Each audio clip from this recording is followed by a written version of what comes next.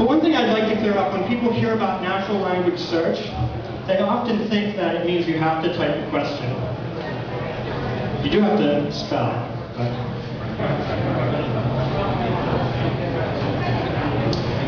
but in fact, the query acquisitions by PeopleSoft returns the exact same results as the query who did PeopleSoft acquire. And again, this is because of that strong meaning-to-meaning match. And this also makes the point that those little words are important. For example, if I type acquisitions in 2001, Powerset is actually looking through all of Wikipedia for every sentence that mentions an acquisition that happened in 2001.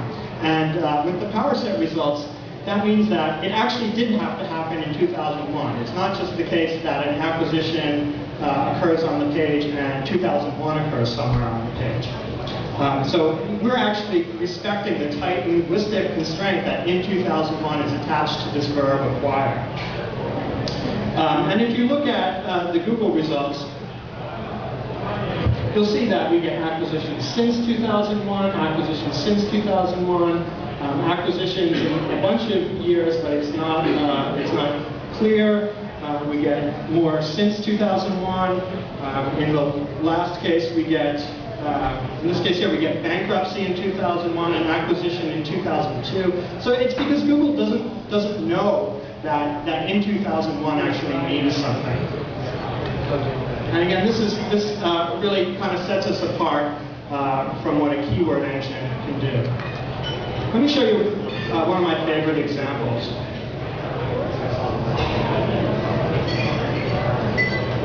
Let's take the query, which politicians were killed by disease?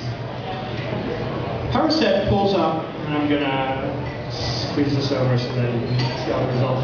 Pulls up 5 examples from Wikipedia that mention 5 different politicians, all of whom died from a disease. And what's really interesting to note here is that not a single one of these sentences that we retrieve has a single word in common with the query.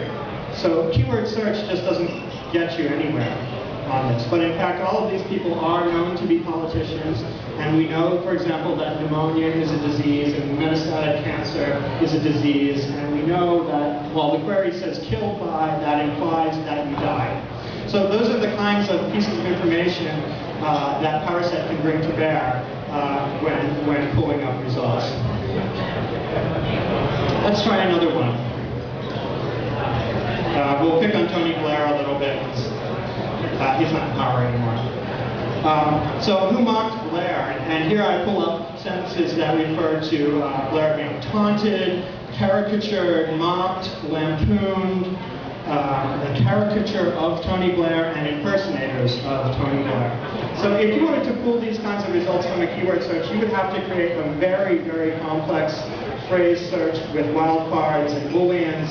And with Powerset, you can just phrase the question in a really, really simple way. Last example that I'll show, well, maybe I'll do it here.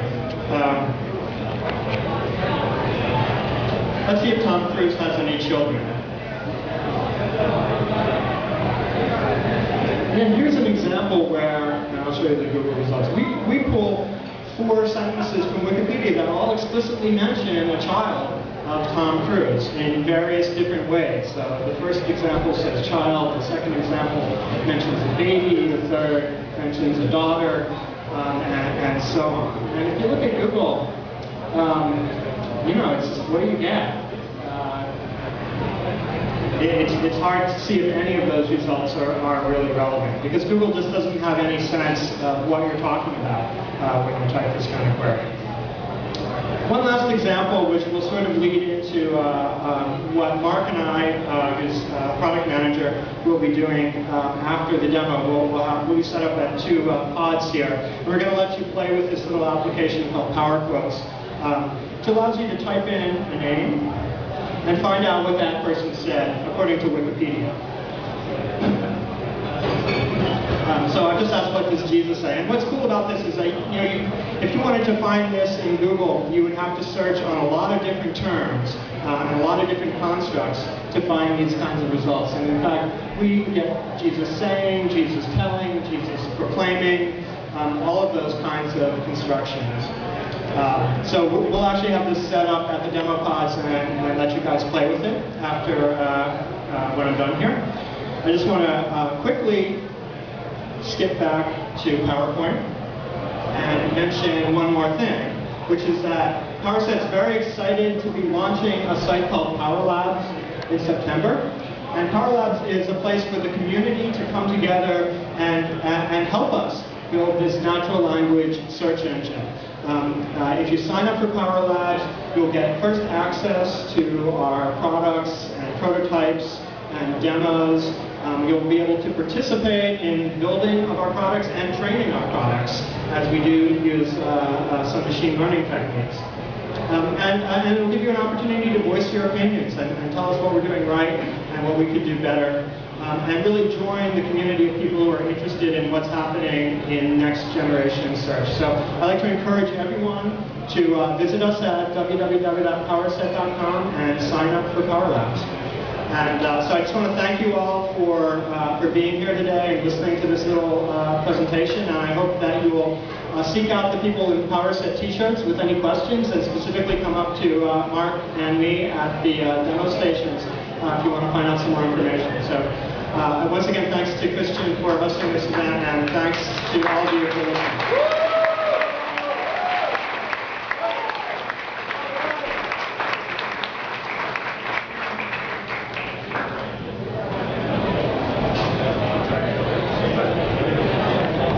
All right, everyone, one more round of applause for Powerset, please. I thought that was pretty cool myself.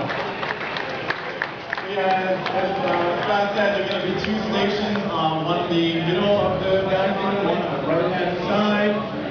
They're free for you to talk to, ask questions. Check it out. Thanks again, everyone.